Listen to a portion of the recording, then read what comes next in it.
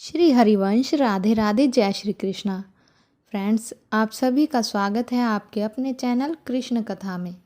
कृष्ण कथा में आज की वीडियो के माध्यम से हम जानेंगे कि कुछ ऐसे कर्म होते हैं, ऐसे पाप हमसे जाने अनजाने में हो जाते हैं जिनका हमें ज्ञान नहीं होता, जिनके विषय में हमें पता नहीं होता, और उन पापों को करने के बाद हम उन पापों से मुक्ति कैसे पाए, कैसे उनसे छुटकारा पाए, इसके विषय में हमें बताएंगे पूजनीय महाराज श्री प्रेमानंद जी।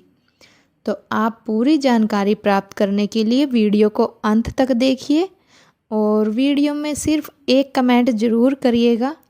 तो चलिए देरी न करते हुए बढ़ते हैं वीडियो की तरफ। एक आदमी बहुत हिंसा प्रवृत्ति का था, चोर था, और हिंसा में उसको सुख मिलता था। जैसे अलग अलग, वो इतना तमोगुणी था, जब किसी को काटता और तड़पता तो उसे सुख मिलता था। सैकड़ों हजारों को ऐसे काटता था। एक दिन एक महात्मा उसकी मार्ग से जा रहे थे, मिल गए। उसने उनको भी वैसे ही प्रताड़ित करना चाहा। तो भगवत प्राप्त महात्मा थे। उन्होंने कहा कि बच्चा, इससे तुमको क्या मिलता है? तो संतों के दर्शन से, संभाषण से अंतःकरण की मलिनता का नाश होता है। यदि अभिमान त्याग कर संतों के पास जाया जाए तो एक एक कदम यज्ञ के समान होता है। संत दर्श को चालिए तज माया अभिमान। जो भगवान में वास्तविक रमण करने वाले महापुरुष हैं, उनका प्रभाव होता है। उस पापात्मा जीव की हिम्मत नहीं हो रही थी उनकी तरफ देखने की। उनका, बेटा तुम ये सब क्यों करते हो? तो उन्होंने कहा, सुख के लिए करता हूं, संपत्ति छीनता हूं, मारता हूं। इससे बोले, अभी तुम सुख की पहचान ही नहीं जानते हो, किसे सुख कहते हैं। तो उनका, फिर मुझे बताइए आप सुख किसे कहते हैं? तो बोले, हमारी बात तुम्हें तभी समझ में आएगी तब तुम निष्पाप हो गए, क्योंकि पापवंत कर सहज स्वभाव भजन मोहिते ही भावन।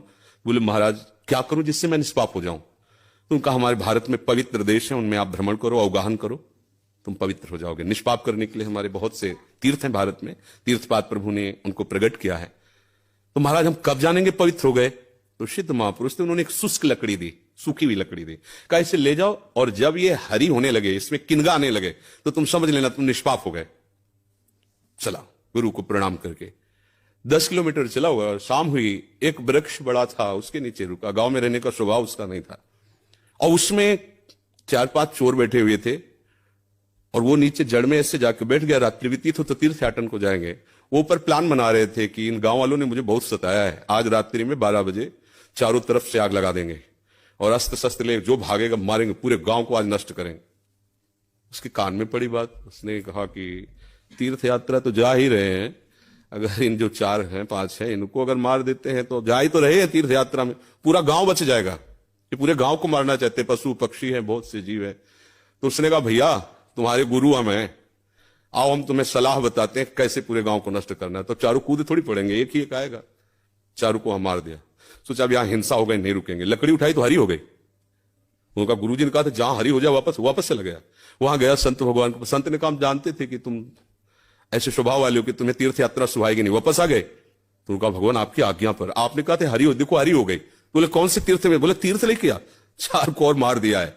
बोले, बताइए कैसे? उन्होंने बोले, देखो बेटा, पहले स्वार्थ के उद्देश्य से मारते थे तो पाप हुआ, लेकिन पूरे नगर के बचाने के लिए 4 को मारा आपने। उद्देश्य आपका दूसरों के सुख के, इसलिए मारना ये आपको तीर्थयाटन से भी अधिक पवित्र करने वाला हो गया। क्रिया वही, उद्देश्य परिवर्तन, फल का परिवर्तन। यदि हम सब अपने धर्म से चले, अपने कर्तव्य को भगवान की पूजा माने, तो जो जहां है उसको अलग से कोई मार्ग चयन नहीं करना, वही भगवान की प्रसन्नता के लिए करे, उसको वही भगवान की कृपा की प्राप्ति होगी। तो आपको कोई परेशानी का विषय होना ही नहीं चाहिए। आप अध्यापक और बच्चों को पढ़ाइए, और बीच बीच में राधा राधा राधा स्मरण कीजिए। जो भी कर रहे हो अपने प्रभु के लिए कर रहे हैं, ऐसी भावना कीजिए। इसमें कोई श्रम नहीं, कोई परिश्रम नहीं, कोई अलग से ऐसा नहीं कि नाक दबा के बैठना है, आंख मूंद के बैठना है। प्रतीक जी, श्री हरिवंश महाराज जी, मन बुद्धि बहुत धीरे से भजन से हटा के कई बार सांसारिक भोग और सुखों की तरफ ले जाता है। इससे जितना श्री जी में लगाना का निश्चय आता है, उतना मन बाधा उत्पन्न करता है। कृपया मार्गदर्शन कीजिए, कैसे हमेशा के लिए इसे अभी हम मन का स्वरूप समझ नहीं पाए, इसलिए हम शिकायत करते हैं मन की। मन बाधा उत्पन्न नहीं करता है, मन को हमने वो पकड़ाया है, वही हमारे सामने पेश करता है। जो चीज हमने अपने मन को नहीं पकड़ाया, जो चीज विषय हमने नहीं भोगा, वो मन हमारे सामने नहीं प्रस्तुत करता। हमने गंदी बातें पकड़ाई हैं, गंदी क्रियाएं पकड़ाई हैं, गंदे दृश्य देखे हैं, गंदा चिंतन करवाया है मन से, तो वही वो बातें पकड़े हुए हैं। अब आप सत्य चिंतन की तरफ जाओगे तो जो पहला उसे डिलीट करना होगा ना।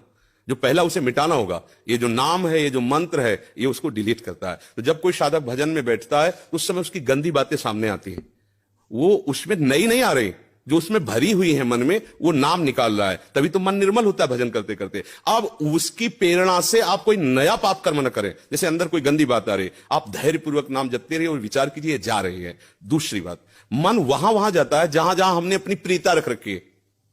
हमारा मन मांस में कभी नहीं जाएगा, क्योंकि कभी उस मदिरा में कभी नहीं जाएगा, नहीं जाएगा, क्योंकि उसकी मान्यता हमारे अंदर, उसके अंदर कोई भाव हमारा अंदर नहीं बैठा है। अगर हमारे अंदर जो जो विषयों ने भाव बैठा, हमारा मन वहीं जाता है। सच्ची बात समझो, बिना कनेक्शन के बिजली नहीं जाती। ऐसे ही जब तक आपने संबंध विषय वस्तु पदार्थ से नहीं बना, तब तक आपका मन नहीं जाएगा। तो देखो, डरना नहीं है, घबराना नहीं है, मन जहां जहां जाए बार बार वहां से हटा के अपने लक्ष्य में लगाना है। हमारी विजय होगी, क्योंकि हमारा मार्ग सत्य है। आशा करती हूँ कि आप सभी को ये वीडियो अच्छी लगी होगी और जो भी पूजनीय महाराज प्रेमानंद जी ने हमें जानकारी दी है वो हमारे लिए उपयोगी भी रहेगी।